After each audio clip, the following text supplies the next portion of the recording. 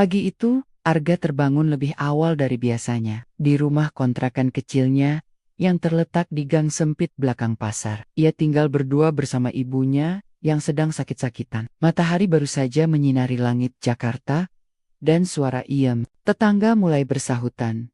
Arga duduk di pinggir kasur tipisnya, menatap ibunya, yang masih terlelap. Ia lalu berdiri pelan-pelan, mencoba tidak membuat suara. Setelah membasuh muka dan minum air putih seadanya, Arga segera mengenakan jaket usangnya. Hari ini, ia berniat mencari pekerjaan harian di pinggir jalan, tempat para mandor biasa menawari proyek kasar.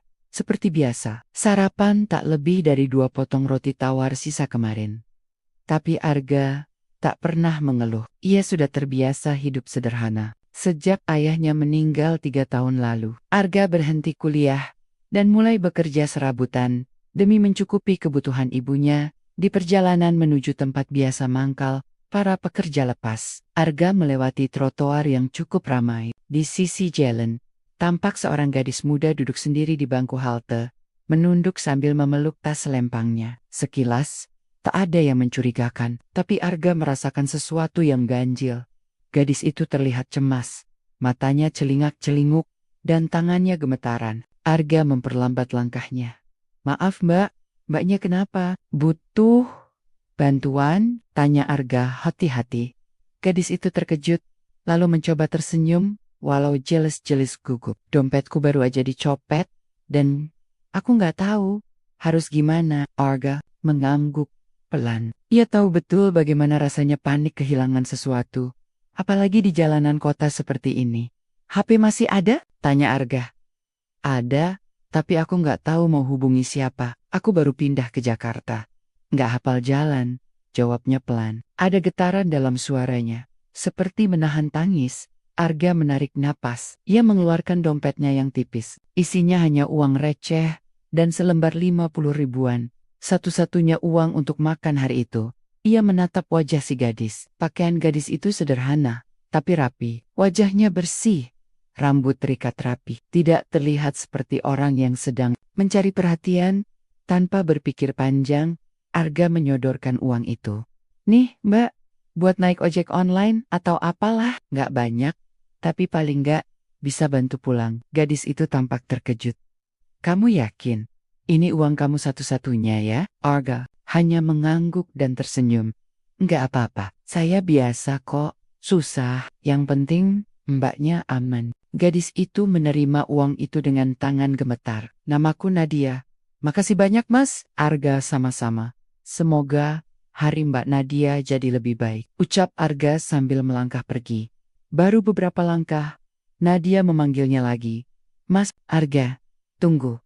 Arga menoleh. "Iya mbak, kamu kerja di mana?" "Saya nggak tetap. Hari ini rencananya nyari kerjaan bangunan atau engket-engket barang di pasar." Nadia mengangguk singkat. Matanya menatap Arga dalam-dalam. Lalu ia membuka ponselnya dan mencatat sesuatu.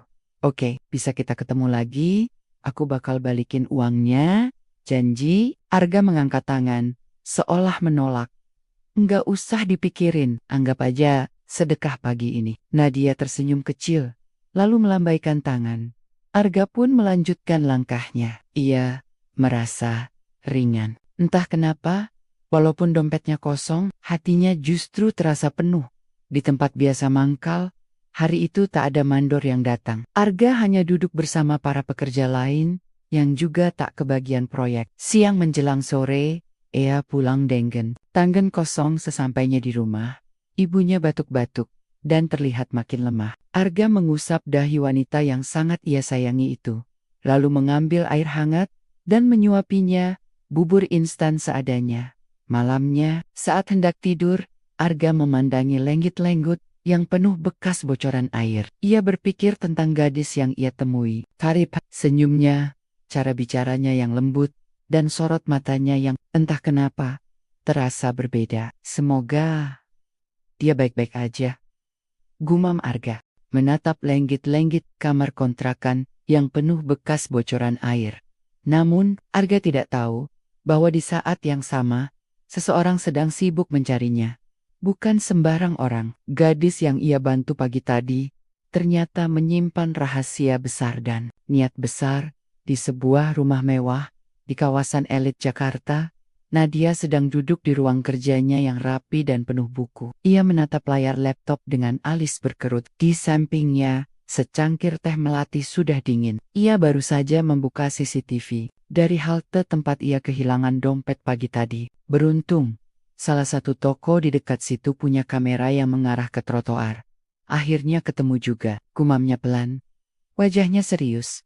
Terlihat sosok Arga membantu dirinya, lalu memberikan uang dan menolak diberi imbalan. Satu hal yang membuat Nadia tak bisa berhenti memikirkannya adalah Arga benar-benar berbeda. Di dunia Nadia yang penuh kepalsuan, Arga seperti napas segar. Banyak orang mendekatinya karena tahu siapa ayahnya, Pak Bram, CEO, dari perusahaan teknologi terbesar di Asia Tenggara. Tapi Arga, dia menolong tanpa tahu siapa dirinya, tanpa pamrih, tanpa embel-embel. Aku harus temuin dia lagi, ucap Nadia tegas, lalu menyalakan ponselnya dan menelpon seseorang. Sementara itu, pagi kembali datang di kontrakan Arga. Setelah menyiapkan teh manis untuk ibunya, Arga kembali bersiap keluar. Hari ini dia memutuskan ke terminal, mungkin bisa dapat kerjaan angkut barang di sana. Tapi sebelum ia sempat mengunci pintu, suara motor berhenti di depan gang rumahnya. Mas Arga, seorang pria muda berpakaian rapi turun dari motor sambil membawa amplop. Maaf, ini dari Mbak Nadia. Beliau nitip ini untuk Mas Arga. Tolong dibaca ya. Belum sempat Arga bertanya, pria itu pergi. Dengan bingung, Arga membuka amplop itu. Isinya sebuah surat tulis tangan dan secari kartu nama berlogo perusahaan besar, Bramtech Corp. Isi surat, Mas Arga, aku Nadia, yang Mas bantu kemarin. Maaf, tiba-tiba kirim surat, aku belum sempat balikin uangnya. Karena lebih dari sekadar itu yang ingin aku lakukan. Aku ingin ngobrol langsung dengan Mas. Ada hal penting yang ingin aku tawarkan. Datanglah ke alamat di kartu ini. Kapanpun Mas siap. Sekali lagi, terima kasih untuk kebaikan yang Mas tunjukkan. Salam Nadia. Arga membaca surat itu berkali-kali. Rasanya tak percaya. Perusahaan Bramtech, bukankah itu perusahaan besar yang sering muncul di berita? Awalnya, Arga ragu, tapi entah kenapa, ada dorongan kuat dari dalam hatinya. Mungkin ini memang jalannya. Siangnya, setelah memastikan ibunya dalam keadaan baik, Arga berangkat menggunakan bus kota menuju alamat yang tertulis. Di sepanjang perjalanan, hatinya tak tenang, pikirannya penuh pertanyaan. Kenapa Nadia mencari aku? Apa yang dimaksud dengan hal penting? Sesampainya di depan gedung Bramtech, Arga nyaris tak percaya. Gedungnya tinggi, kaca di mana-mana, dan tampak karyawan berseragam rapi, hilir mudik. Ia berdiri kikuk di lobi sambil memegang surat. Seorang resepsionis mendekat. Mas Arga? Arga kaget. Iya, saya. Silakan ikut saya. Mbak Nadia sudah menunggu di lantai 12. Arga mengangguk dan mengikuti dengan gugup. Pintu ruang rapat terbuka. Di dalam, duduk Nadia dengan blazer coklat muda. Rambutnya disanggul rapi, berbeda jauh dari tampilan gadis biasa yang ia temui kemarin. Mas Arga, serunya sambil tersenyum. Senang Mas datang. Arga tersenyum canggung. Saya juga kaget mbaknya bisa nemuin saya. Nadia mengangguk. Saya sengaja, saya ingin berterima kasih. Dan lebih dari itu, saya ingin tawarkan sesuatu. Arga menatap heran. Menawarkan? Nadia berdiri, berjalan ke arah layar yang menampilkan program sosial Bramtech. Kami punya program pelatihan untuk orang-orang muda yang punya semangat tinggi, tapi belum punya kesempatan. Saya ingin Mas Arga ikut full beasiswa. Bahkan setelah lulus, kami akan langsung kontrak kerja. Arga terdiam, matanya membesar. Tapi saya cuma lulusan SMA Mbak, itu bukan masalah. Saya dan ayah sudah lihat CCTV waktu Mas bantu saya. Ketulusan Mas itu langka. Itu yang kami cari. Arga masih tak percaya. Dunia seolah berputar terlalu cepat. Masih boleh saya pikir-pikir dulu Mbak? Tanya Arga. Pelan. Tentu. Tapi program ini mulai minggu depan. Kalau Mas setuju, tinggal datang lagi ke sini. Semua sudah saya siapkan. Arga mengangguk dalam hati. Ia masih tak yakin ini nyata. Sebelum ia pulang, Nadia menyelipkan sesuatu ke tangannya, sebuah dompet kecil. Isinya uang mas kemarin, dan sedikit tambahan buat beli obat ibu, bisiknya. Arga menunduk, hatinya hangat. Tawaran ini bukan sekadar pelatihan. Malam itu, Arga duduk di depan rumah kontrakannya, sambil memandangi langit. Surat undangan program pelatihan dari Bramtek terlipat rapi di saku jaketnya. Ia belum bilang apapun ke ibunya, bukan karena tak percaya, tapi karena ia sendiri masih tak yakin ini bukan mimpi. Tawaran itu terlalu besar untuk seorang Arga, seorang pemuda yang sehari-hari hanya mengangkat barang di pasar, makan seadanya, dan bahkan tak bisa membeli obat ibunya tanpa harus berpikir keras. Tapi hari itu, untuk pertama kalinya dalam hidupnya, ada seseorang yang memandang dirinya, bukan karena latar belakangnya, tapi karena ketulusannya. Keesokan harinya, Arga memutuskan untuk menerima tawaran itu. Ia berangkat pagi-pagi sekali, mengenakan kemeja terbaik yang ia miliki, kemeja lama peninggalan ayahnya, yang warnanya sudah mulai pudar, tapi masih rapi. Rambutnya disisir pelan, dan ia bahkan sempat membeli sabun wangi kecil, agar tak terlalu mencolok saat masuk ke kantor besar. Setibanya di Bramtek, ia langsung diarahkan ke lantai 7. Lantai pelatihan. Di sana sudah ada sekitar 10 peserta lain. Semuanya tampak lebih berpengalaman dan percaya diri. Beberapa bahkan terlihat seperti lulusan universitas ternama. Arga merasa minder, tapi ia tetap duduk dan mencoba tersenyum. Pelatih memperkenalkan diri. Dan selama 2 jam pertama, sesi diisi dengan pengenalan tentang perusahaan dan nilai-nilainya. Arga mencatat semuanya dengan sungguh-sungguh. Ia mungkin tak sepintar yang lain, tapi ia tahu satu hal. Kerja keras dan ketulusan tak bisa diajarkan, tapi bisa dilakukan. Di tengah Jeci, seorang asisten masuk dan membisikkan sesuatu ke telinga pelatih. Pelatih itu lalu memanggil nama Arga. Arga, kamu diminta naik ke lantai ke-15. Pak Bram ingin bertemu langsung. Semua mata langsung memandang Arga. Ia terkejut dan gugup, tapi mengangguk dan berdiri perlahan. Lantai 15 berbeda dari lantai lainnya. Sepi, elegan, dan hanya ada satu ruang besar di ujung lorong. Seorang sekretaris mempersilakan Arga masuk. Pintu terbuka pelan, dan di dalamnya duduk seorang pria parubaya berkacamata, berwibawa, namun berwajah tenang. Silakan duduk Arga, ucap pria itu. Suaranya dalam dan tegas, namun tak terdengar mengintimidasi. Arga duduk dengan hati-hati. Ini pertama kalinya ia berada di ruangan sekelas itu. Dindingnya penuh rak buku, piala penghargaan, dan foto-foto kerjasama internasional. Ia menelan ludah pelan.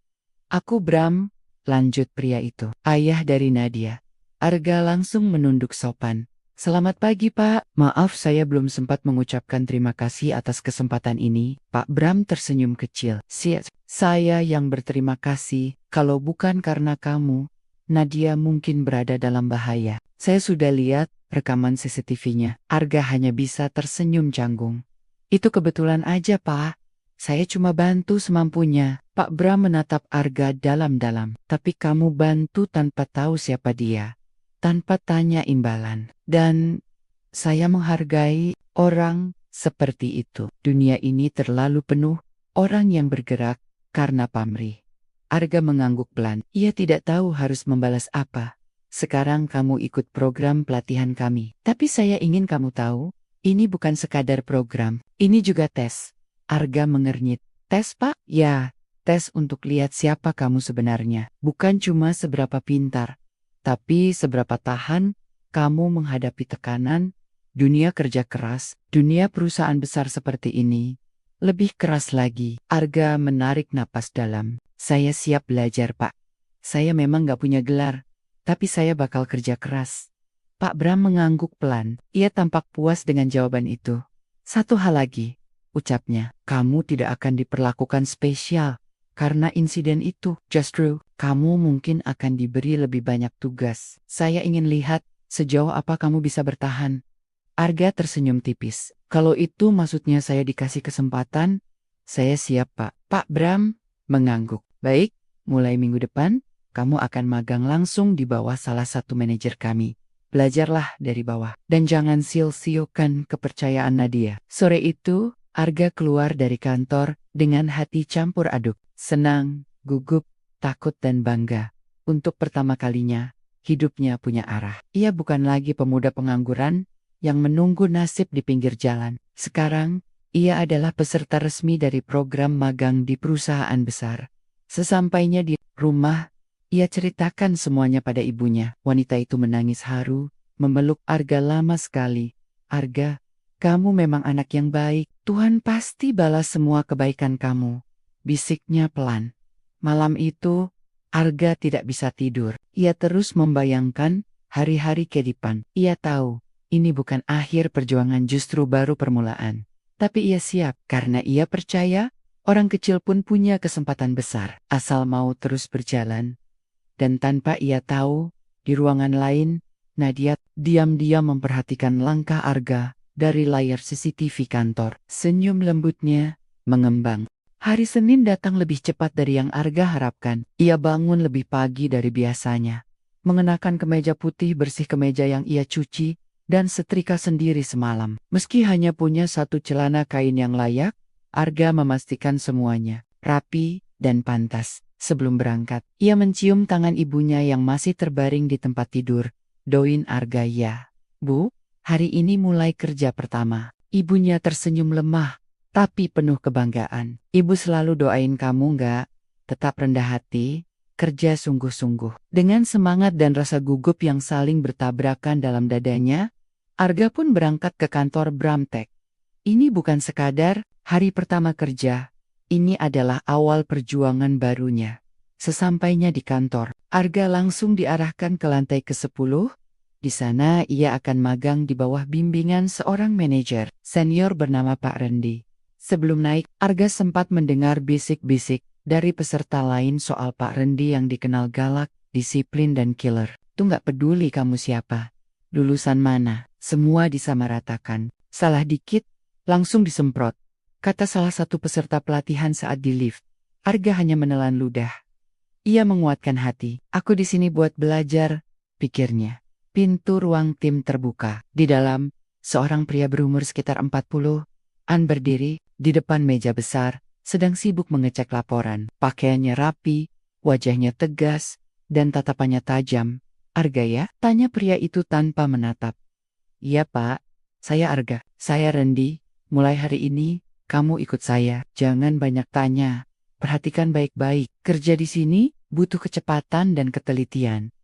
Kalau kamu niat main-main, lebih baik pulang sekarang. Arga menelan ludah, lalu mengangguk cepat. Saya siap belajar Pak. Bagus, kita mulai sekarang. Hari itu berjalan sangat cepat tapi melelahkan. Arga diajak berkeliling mengenal sistem kerja tim logistik perusahaan, dari pencatatan barang keluar masuk, sistem inventaris digital, sampai penanganan vendor. Otaknya nyaris meledak karena banyaknya istilah baru dan perangkat lunak yang belum pernah ia sentuh sebelumnya. Beberapa kali ia salah mencatat angka dan langsung ditegur keras oleh Pak Rendi di depan tim. Kalau kamu gak yakin, jangan asal input, ini bukan warung. Ini perusahaan miliaran. Arga hanya bisa mengangguk dan minta maaf. Pipinya panas, tapi ia menahan rasa malu itu. Ia tahu, menyerah bukan pilihan. Di sela istirahat makan siang, Arga duduk sendiri di kantin. Makanannya sederhana, bekal nasi dan telur dadar yang ia bawa dari rumah. Di sekelilingnya, karyawan lain makan makanan dari kantin mewah atau dipesan dari aplikasi. Tak ada yang mengajaknya bicara. Ia asing di tengah gemerlap. Namun, rasa lapar lebih kuat dari rasa canggung. Arga tetap makan, mengingat pesan ibunya. Jangan iri, cukupkan hatimu. Tiba-tiba, seseorang duduk di kursi seberangnya. Nasi telur dadar ya. Arga mendongak, kaget. Ternyata Nadia. Iya Mbak. Mbak Nadia. Arga buru-buru menutup kotak makan. Tenang aja. Aku juga pernah makan pakai telur dadar tiap hari tahu. Nadia tersenyum. Arga tersenyum malu. Saya kira Mbak sibuk. Nadia mengangkat bahu. Aku cuma pengen lihat kamu hari pertama. Gimana, berat? Arga mengangguk pelan. Berat Mbak. tapi saya nggak akan nyerah. Nadia mengangguk setuju. Kamu sudah jauh lebih kuat dari banyak orang di sini, Ga. Obrolan singkat itu menghangatkan hati Arga. Setelah Nadia pergi, semangatnya seolah kembali pulih. Ayah pada dirinya sendiri. Aku nggak boleh gagal. Sore harinya, sebuah ujian tak terduga datang. Pak Rendi memberikan data dari vendor yang harus diinput ke sistem perusahaan. Totalnya ada lebih dari 150 baris data. Dan semuanya harus selesai hari itu. Juga tanpa kesalahan. Kalau bisa, kamu selesaikan sebelum jam 5, kamu layak lanjut. Kalau enggak, ya, kamu tahu jawabannya. Arga mengangguk tegas. Ia duduk di depan komputer, menatap layar penuh angka dan istilah asing. Jari-jarinya gemetar, tapi ia mulai mengetik satu demi satu, perlahan, tapi pasti. Setiap kesalahan, langsung ia periksa ulang. Ia tidak ingin mengecewakan siapapun, terutama dirinya sendiri. Waktu terus berjalan. Jarum jam mendekati pukul 5. Keringat mengalir di pelipis Arga. Padahal ruangannya ber-AC. Beberapa karyawan mulai berkemas pulang. Tapi Arga tetap menunduk. Menyelesaikan entry terakhir. Pukul ke-16,58. Arga berdiri. Berjalan ke meja Pak Rendi.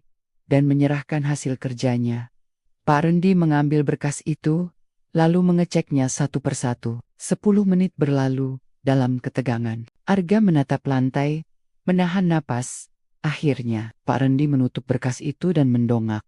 Bagus, teliti, rapi, nggak ada error. Arga nyaris tidak percaya. Ia bahkan ingin memastikan, ia tidak sedang berhalusinasi. Kamu boleh lanjut besok, tapi jangan senang dulu. Ini baru permulaan. Arga tersenyum lebar. Terima kasih, Pak. Saya akan berusaha lebih baik lagi. Pak Rendi hanya mengangguk kecil. Sore itu, saat Arga melangkah keluar dari gedung, langit Jakarta tampak lebih indah. Mungkin karena untuk pertama kalinya, Arga merasa ia pantas berada di tempat itu. Esok paginya, Arga kembali ke kantor Bramtek dengan semangat baru. Ia bangun lebih awal, menyiapkan bekal makan siang untuk dirinya dan ibunya, lalu berangkat naik bus seperti biasa. Kali ini, langkahnya lebih ringan. Meski lelah, ia merasa dihargai. Setibanya di kantor, beberapa peserta pelatihan mulai meliriknya berbeda. Ada yang tersenyum, ada pula yang hanya melirik tanpa ekspresi. Seorang peserta bernama Dani, yang sebelumnya jarang bicara, kini menghampiri meja Arga. Gak, kemarin kamu beneran selesain data vendor itu sendiri? Tanyanya dengan nada penasaran. Arga mengangguk sambil tersenyum. Iya, disuruh Pak Rendi. Harus selesai sebelum jam 5. Denny mengerutkan dahi. Gila, aku aja yang biasa enggotik-enggotik spreadsheet. Belum tentu bisa secepat itu. Pelan-pelan aja. Dan, yang penting teliti, jawab Arga. Mencoba merendah. Beberapa peserta lain mulai mendekat, ikat nimbrung, dan mengajak Arga ngobrol. Suasana yang tadinya canggung mulai mencair. Tapi tak semua orang menyambut Arga dengan tangan terbuka.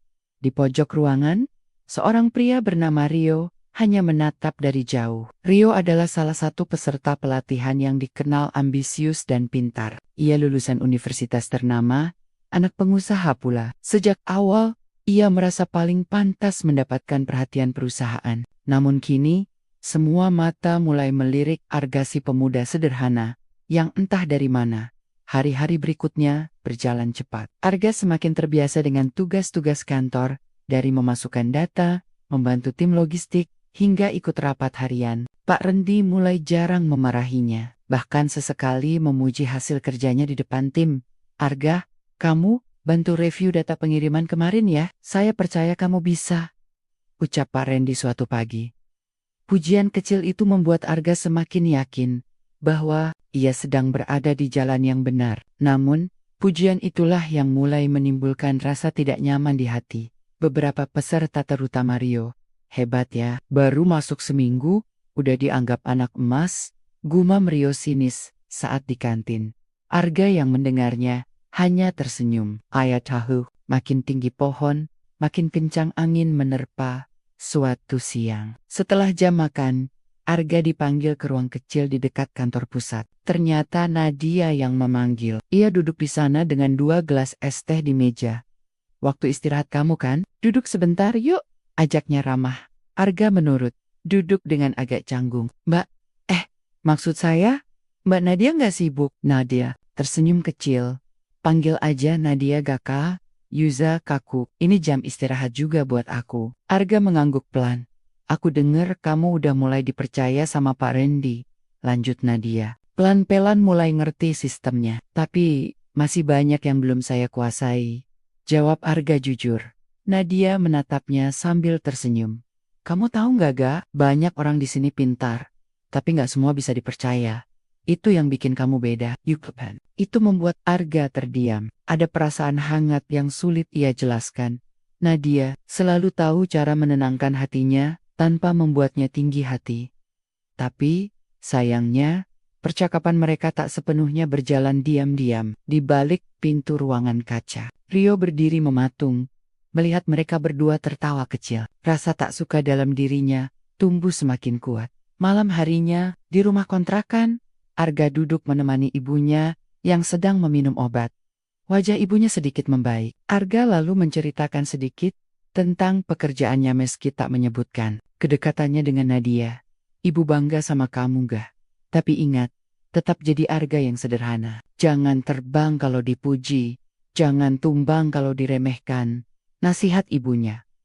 Arga mengangguk. Kata-kata itu tertanam dalam-dalam di hatinya. Beberapa hari kemudian, Bramtek mengumumkan akan mengadakan simulasi proyek mini bagi seluruh peserta pelatihan. Setiap peserta akan diminta membuat ide pengembangan sistem logistik perusahaan, lalu mempresentasikannya di depan tim manajemen. Penilaian ini akan jadi dasar. "Apakah kalian bisa lanjut ke tahap rekrutan tetap?" kata Pak Randy di ruang briefing. Arga yang mendengar pengumuman itu langsung deg-degan, membuat presentasi, berbicara di depan manajemen. Rio yang duduk tak jauh dari Arga, melirik sambil menyeringai. "Kali ini, anak kampung kayak lo pasti gugup, Ga?" Arga hanya tersenyum. Ia tahu, tantangan sesungguhnya baru akan dimulai. Malam-malam, Arga selanjutnya diisi dengan belajar. Ia pinjam laptop dari temannya, belajar membuat slide presentasi dari video tutorial, dan membaca artikel tentang sistem logistik modern. Nadia diam-diam mengirimkannya beberapa artikel referensi, tanpa mencampuri langsung. Saat hari presentasi tiba, Arga membawa map berisi catatannya. Tangannya dingin, tapi ia mantap melangkah. Di ruang presentasi, satu persatu peserta maju ke depan. Ketika giliran Arga tiba, semua mata tertuju padanya termasuk mata Rio, yang menatap tajam penuh harap. Arga salah langkah.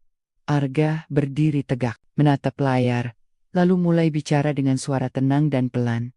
"Selamat pagi, Bapak dan Ibu, nama saya Arga. Hari ini, saya ingin membagikan ide sederhana tentang bagaimana efisiensi data pengiriman bisa ditingkatkan dengan pendekatan manual, sekaligus digital. Tak ada slide mewah, tak ada istilah teknis rumit, tapi yang Arga sampaikan adalah hal nyata, dari pengamatan dan pengalaman langsungnya." Dan saat ia selesai, ruangan menjadi hening beberapa detik. Lalu terdengar tepuk tangan perlahan. Pak Randy mengangguk sambil mencatat. Arga kembali ke tempat duduknya. Napasnya terengah, tapi dalam hatinya, ia tahu, ia telah memberikan yang terbaik. Dan dari ujung ruangan, Nadia tersenyum bangga. Hari-hari setelah presentasi itu terasa menegangkan. Seluruh peserta pelatihan kembali ke tugas harian masing-masing. Tapi suasana terasa berbeda. Semua sedang menunggu satu hal, pengumuman peserta terbaik yang akan langsung ditawarkan posisi. Tetap di Bramtek, Arga menjalani hari-harinya seperti biasa, datang pagi, bekerja penuh semangat, dan pulang saat matahari hampir tenggelam. Tapi di dalam hatinya, ia tak bisa membohongi rasa cemas yang mulai tumbuh. Apakah aku cukup baik? Apakah kerja kerasku terlihat? Ia ingat pesan ibunya.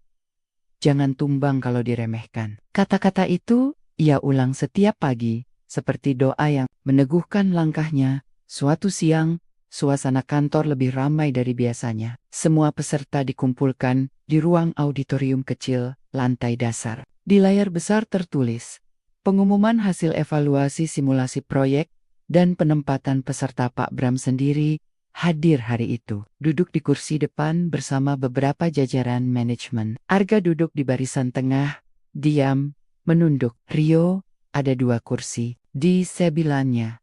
Duduk tegak dan sesekali melirik, penuh percaya diri. Pak Rendi naik ke podium. Suaranya tegas dan jelas. Seperti biasa, selamat pagi. Hari ini adalah momen penentuan dari perjalanan pelatihan kalian selama lebih dari 1 bulan. Kami sudah menilai berdasarkan kinerja, kedisiplinan, kerja tim, dan tentunya presentasi proyek. Mini yang kalian sampaikan. Ia berhenti sejenak, lalu membuka map besar berisi hasil penilaian dari seluruh peserta. Kami memilih 1 orang yang bukan hanya memberikan ide terbaik, tapi juga menunjukkan ketulusan, kerja keras, dan kemauan belajar luar biasa. Sejak hari pertama, semua peserta menahan napas, dan peserta terbaik yang langsung kami tawarkan, kontrak kerja penuh waktu adalah. Suasana menegang. Arga menunduk makin dalam. Rio menyeringai kecil. Arga Ramadan. Ruangan langsung riuh. Beberapa tepuk tangan terdengar. Sebagian hanya terdiam kaget. Arga sendiri butuh beberapa detik untuk menyadari namanya dipanggil. Ia menatap ke depan, melihat Pak Rendi mengangguk sambil tersenyum tipis. Lalu Nadia, yang berdiri di samping ayahnya, menatapnya dengan mata berbinar. Perlahan, Arga berdiri. Suasana seolah hening di telinganya. Ia berjalan ke depan, menerima map berisi surat kontrak dan surat ucapan selamat dari Bram. Tek langsung dari tangan Pak Bram. Pak Bram menepuk pundaknya pelan. Kamu layak mendapat ini. Jangan sia-siakan. Arga hanya bisa mengangguk, matanya berkaca-kaca. Namun, momen itu tak semuanya manis. Setelah acara selesai dan semua peserta bubar, Rio menghampiri Arga di lorong belakang kantor. Hebat, ya, katanya sambil menyilangkan tangan. Cuma karena nolong anak bos, langsung jadi karyawan tetap. Arga menatap Rio dengan tenang. Kalau memang cuma karena itu, mungkin aku nggak bakal dikasih tugas paling berat dari awal. Rio mencibir. Lo pikir, lo pintar. Semua ini cuma keberuntungan. Orang kayak lo nggak akan bertahan lama di dunia kayak gini. Arga tersenyum tipis. Kalau memang begitu, biar waktu yang jawab. Rio mendengus dan pergi begitu saja. Beberapa hari setelah pengumuman itu, Arga resmi bekerja sebagai staf bagian logistik. Ia mendapat meja sendiri, email kantor, bahkan seragam resmi. Ia bekerja keras, belajar lebih banyak, dan tetap sederhana seperti biasa. Yang lebih membahagiakan, ia kini bisa membawa ibunya berobat rutin ke klinik. Bahkan, setelah gaji pertamanya keluar, hal pertama yang ia lakukan adalah membeli kursi roda baru untuk ibunya. Ibu nggak nyangka gak, anak ibu sekarang kerja di kantor besar?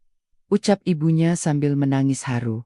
Arga hanya memeluk ibunya erat. Ini semua karena doa ibu. Suatu sore, Nadia mengajak Arga ke taman belakang kantor. Di sana lebih sepi. Hanya ada suara air mancur dan angin sepoi-sepoi. Gimana rasanya jadi staf tetap sekarang? Tanya Nadia sambil tersenyum. Masih nggak percaya? Jujur aja, jawab Arga sambil tertawa kecil.